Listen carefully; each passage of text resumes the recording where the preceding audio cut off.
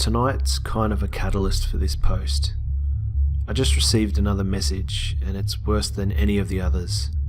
My girlfriend died on the 7th of August 2012. She was involved in a 3-car collision driving home from work when someone ran a red light. She passed away within minutes on the scene. We had been dating for 5 years at that point.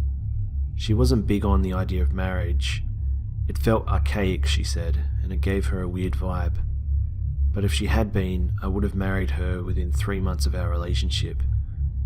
She was vibrant, the kind of girl that would choose dare every time. She was happiest when camping, but a total technophile too. She always smelled like cinnamon. That being said, she wasn't perfect. She always said something along the lines of, "If I cark it first, don't just say good things about me. I've never liked that. If you don't pay me out, you're doing me a disservice. I've got so many flaws and that's just part of me." So this is for M. The music she said she liked and the music she actually liked were very different. Her idea of affection was a side hug. She had really long toes like a chimpanzee. I know that's tangential, but I don't feel right discussing her without you having an idea of what she was like. On to the meat. M had been dead for approaching 13 months when she first messaged me. September 4, 2013. This is when it began. I had left Emily's Facebook account activated so I could send her the occasional message, or post on her wall, or go through her albums. It felt too final and too un-Emily to memorialize it. I share access with her mother Susan, meaning her mother has her login and password and has spent a total of approximately 3 minutes on the website, or on a computer total. After a little confusion, I assumed it was her. November 16, 2013. I had received confirmation from Susan that she hadn't logged into M's Facebook since the week of her death. M knew a lot of people, so I instantly assumed this was one of her more tech-savvy friends fucking with me in the worst possible way. I noticed pretty much immediately that whoever was chatting with me was recycling old messages from M and my shared chat history.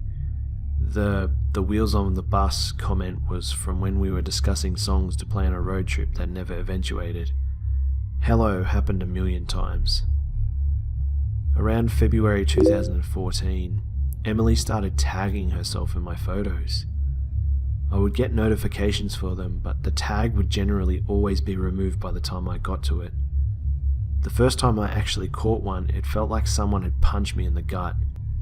She would tag herself in spaces where it was plausible for her to be, or where she would usually hang out. I've got screenshots of 2 from April and June. These are the only ones I've caught, so they're a little out of the timeline I'm trying to write out. Around this period of time, I stopped being able to sleep. I was too angry to sleep. She would tag herself in random photos every couple of weeks. The friends who noticed and said something thought it was a fucked up bug. I found out recently that there have been friends who have noticed and didn't say anything. Some of them have removed me from their Facebook friends list. At this point, some of you may be wondering why I didn't just kill my Facebook profile. I wish I had. I did for a little while, on days when I can't get out of there, though it's nice having my friends available to chat. It's nice visiting M's page when the little green circle isn't next to her name.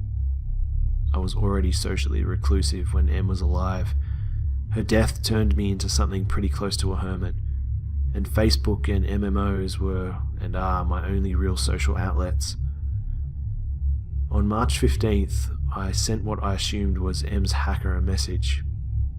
On March 25th, I received an answer. It wasn't until I was going over these logs a few months later that I noticed she was recycling my own words as well. My response seems kind of lackluster here.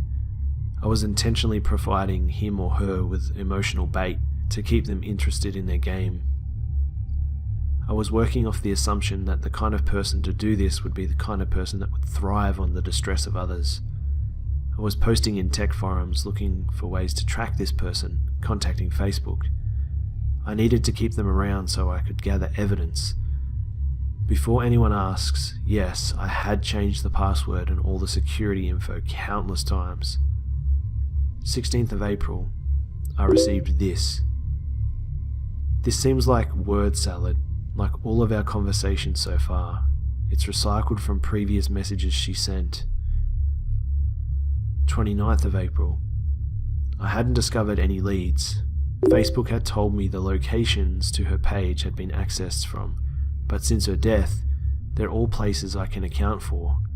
My home, my work, her mum's house, etc. My response here wasn't bait. Yo, ask Nathan was an in-joke, too lame worth explaining. But seeing her say it again just absolutely fucking crippled me. My reaction in real life was much less prettier. I'm not expecting my bond back. Her last few messages had started to scare me, but I wouldn't admit it at this point. 8th of May. I don't really have words for this.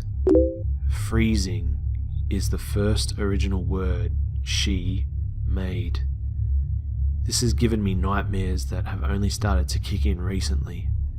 I keep dreaming that she's in an ice-cold car, frozen blue and grey, and I'm standing outside in the warmth screaming at her to open the door. She doesn't even realise I'm there. Sometimes her legs are outside with me. 24th of May. I wasn't actually drunk. She wasn't an affectionate girl, and it always embarrassed her to exchange I love yous, cuddle, talk about how much we meant to each other, etc. She was more comfortable with it when I boozed up. I got fake drunk a lot. Her reply is what prompted me to finally memorialise her page, thinking it might help curb this behaviour. It might seem innocuous compared to her previous message. It's pasted from an old conversation where I was trying to convince her to let me drive her from a friend's. In the collision, the dashboard had crushed her. She was severed in a diagonal line from her right hip to midway down her left thigh. One of her legs was found tucked under the back seat. Going back in time to the 7th of August 2012. These are logs from the day she died. She was usually home from work by 4:30. This, alongside a couple of voicemail messages, is the last time I talked to her under the assumption that she was alive. You'll see why I'm showing you these soon. Yesterday, 1st of July 2014.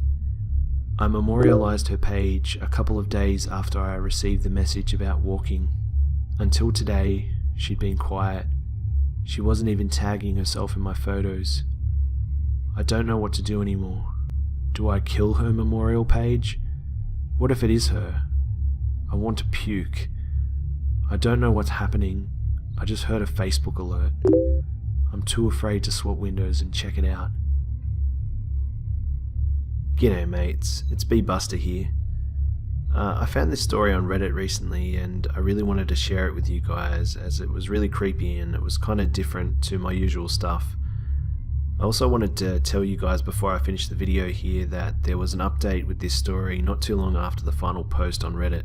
Nathan's most recent post on Reddit is an update saying that he received an alert on Facebook while compiling his Reddit post. Apparently the Facebook alert was of photos on Facebook that she, or Emily, had posted of his door and computer from the outside of his house. Reddit users are suspecting that Nathan was doing this himself and have really questioned the state of his mental health, suggesting that he has PTSD or some sort of dissociative disorder. Others seem to believe that it was Emily's mother, Suzanne, who was sending the message in a grief-stricken state. But what do you guys think? Let me know in the comment section below what you guys think about this story, and if you enjoyed the video, be sure to leave a like, and I might do more single stories like this. These single stories I can kind of get through in pretty much a day, so I might be able to pump out more of these more consistently if you guys would like to see that kind of thing. And if you haven't subscribed yet and joined the Beehive, be sure to hit that subscribe button for more content. The Beehive is now 45,000 strong and growing, guys. Thank you mates for all your support. I can't thank you enough for how much you guys do for me and sharing the videos and liking and commenting and everything. And I hope you enjoyed the video, and I'll see you mates in the next one.